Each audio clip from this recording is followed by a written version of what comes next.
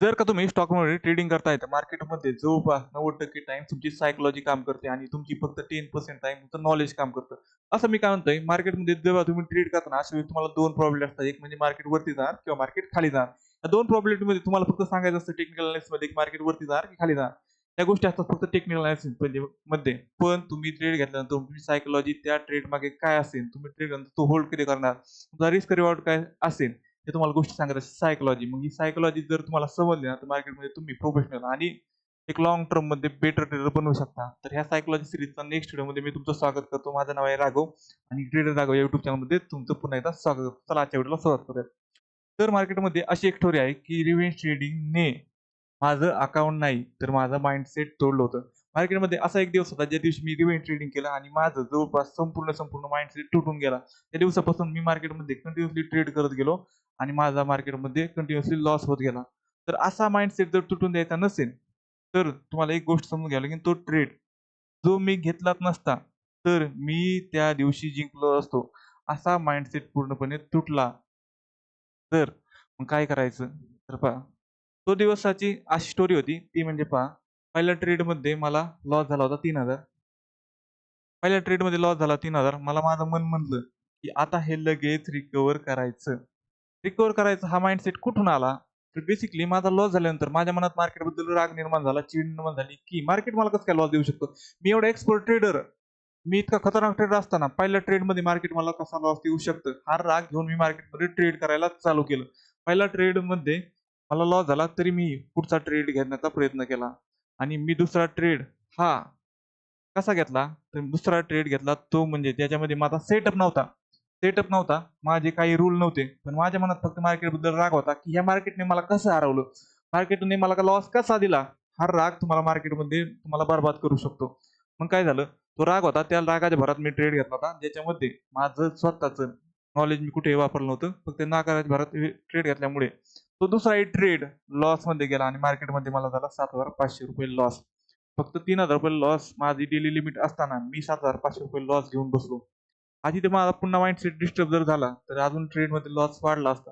पण तुम्हाला फक्त इतकं सांगतो, की त्या दिवशी मी ₹7,500 लॉस घेऊन तो दिवस बंद केला आणि एका चुकीने नाही, तर एका भावनेने माझं अकाउंट पूर्णपणे कोसळलं होतं. ती भावना होती माझी माझी सूड भावना.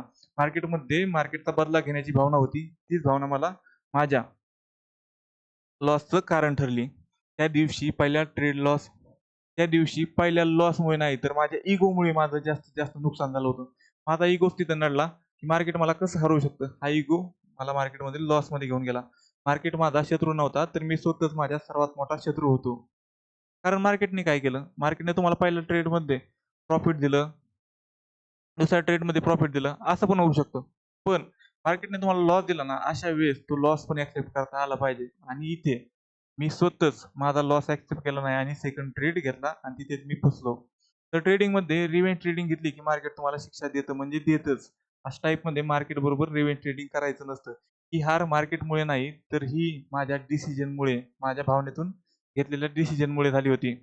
तर अशी भावना, रागाची भावना मार्केटबद्दल कधीही येऊन द्यायची नसते.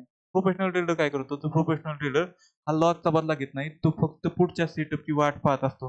तुम्ही जर मार्केटमध्ये प्रोफेशनल ट्रेडर बनायचे ना, तर मार्केटमध्ये कधीही तुमचा ट्रेड घेतल्यानंतर तुम्हाला जर लॉस झाला, तर तुम्हाला लगेच रागाच्या भावनेतून कधी ट्रेड घ्यायचा नसतो. तुम्हाला वेट करायचा असतो नेक्स्ट तुमच्या सेटअपचा. म्हणजे तुम्ही समजा तुम्हाला पहिल्या ट्रेडमध्ये लॉस झाला. तुमचा सेटअप होता तो म्हणजे सपोर्ट झाला, तर मार्केटमध्ये मी ट्रेड करणार आणि मार्केट जर सपोर्टवरती आल्यानंतर तुम्ही ट्रेड केला, मार्केटमध्ये तुम्हाला प्रॉफिट झाला समजा.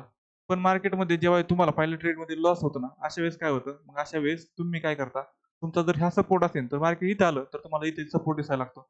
मार्केट इथे आलं, तर तुम्हाला इथे मार्केट सपोर्ट दिसायला लागतो. तुम्ही ते येण्याचा मार्केटचा वेट करत नाही आणि तुम्ही इथे ट्रेड घेऊन तुम्हाला मार्केटमध्ये इथे लॉस पाहायला मिळतो.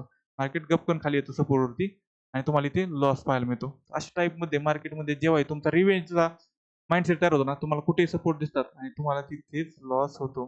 त्यामुळे तुमच्या सेटअपचा कधीही मार्केटमध्ये वेट हा करायचा असतो. तर मार्केटकडून बदला घेण्याचा प्रयत्न करू नका. कारण मार्केटला तुमच्या भावना कधी समजत नाही. इमोशन्स हारला की तुमचा तुम्ही ट्रेडिंगमध्ये जिंकू शकता. त्यांनी काय सांगितलं, की मार्केटमध्ये कधी बदला घ्यायचा नसतो. कारण मार्केटला तुमच्या भावना समजत नाही. मार्केटकडे काही भावना नाहीत. मार्केट प्रत्येक ट्रेड तुमच्या माइंडसेटनुसारच काम करतो. आणि मार्केटमध्ये तुमचे इमोशन्स असायलाच पाहिजे. इमोशन्सलेस असायला पाहिजे. मार्केटमध्ये तुमचे इमोशन्स जर असतील ना, तर मार्केटमध्ये कधी इमोशनने ट्रेड होत नाही. इमोशनलेस बना. मार्केटमध्ये तुम्ही नक्कीच पैसा आणि मग तुमचा बनवू शकता. अशा प्रकारचा माइंडसेट तयार करा. तुम्हाला मार्केटमध्ये कधीही पैशाची कमी पडणार नाही. Thank so much.